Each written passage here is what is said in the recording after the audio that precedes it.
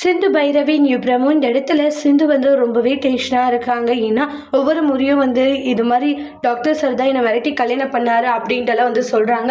அதெல்லாம் எனக்கு ரொம்ப கஷ்டமாக இருக்குது, என்ன பண்ணுறதுனே எனக்கு தெரியலன்னு சொல்லிட்டு ரொம்பவே கவலையோடு இருந்துகிட்டு இருக்காங்க சிந்து.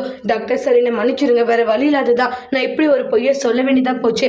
என்ன பண்ணுறதுன்னு உங்களை அந்த அளவுக்கு காதலிச்சேன், ஒரு கட்டத்தில் நீங்கள் எனக்கு கிடைக்கலான்னும் போது நான் அப்படி ஒரு பொய்யை சொல்ல வேண்டியதாக போயிடுச்சுன்ட்டு ஃபீல் பண்ணி அழுதுட்டு இருக்காங்க. அதுக்கப்புறமா பைரவி இருந்துட்டு என்ன சிந்து என்னாச்சு, ஏன் ஒரு மாதிரி ஃபீல் பண்ணிக்கிட்டு இருக்கேன்றாங்க.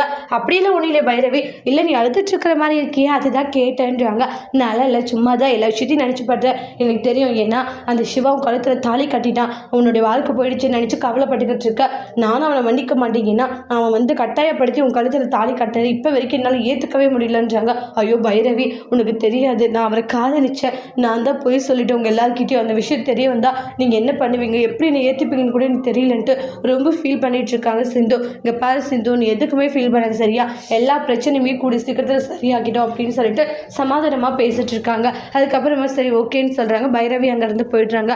ஆறுமுகம் பைரவி கிட்டேங்கப்ப வேலைக்கு போகக்கூடாதுன்னு அப்பா அம்மாவே சொல்லியிருக்காங்க, அதனால கண்டிப்பாக நீ போகக்கூடாது, நீ யாரிடா சொல்கிறதுக்குன்றாங்க. கண்டிப்பாக நான் வேலைக்கு போய் ஆகுவேன்றாங்க. என்ன சொன்னாலும் சரி என்ன நடந்தாலும் சரி அப்படின்ட்டுலாம் சொல்லிட்டு ரொம்பவே கோவப்பட்டு ஆர்குமெண்ட் பண்ணிக்கிட்டு இருக்காங்க. உடனே பார்த்தீங்கன்னா ஆறுமுகம் இருந்துட்டு நீ எப்படி போகிறேன்னு பார்க்கலாம், உன் அப்பா அம்மா தான் வேண்டான்னு சொல்கிறாங்களே, அதே மாரி வேலைக்கு போவேன்னு சொல்லிட்டு இந்த அளவுக்கு பிடிவாதமாக இருக்க, என்ன நினச்சிட்டு இருக்கோம் மனசில் அப்படின்ட்டுலாம் சொல்லிட்டு ரொம்பவே கோவப்படுறாங்க.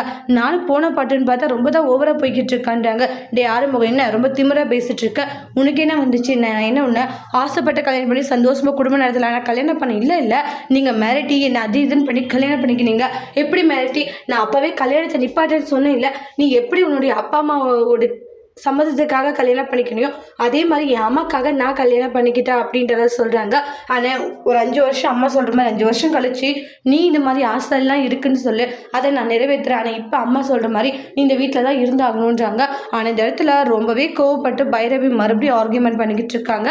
அதோட இந்த பிரமவை முடிச்சிருக்காங்க. இனி வரக்கூடிய பேசல என்ன மாதிரி ஒரு டோஸ்ட் வரைய போதுன்னு வெயிட் பண்ணி பார்க்கலாம். தேங்க்யூ.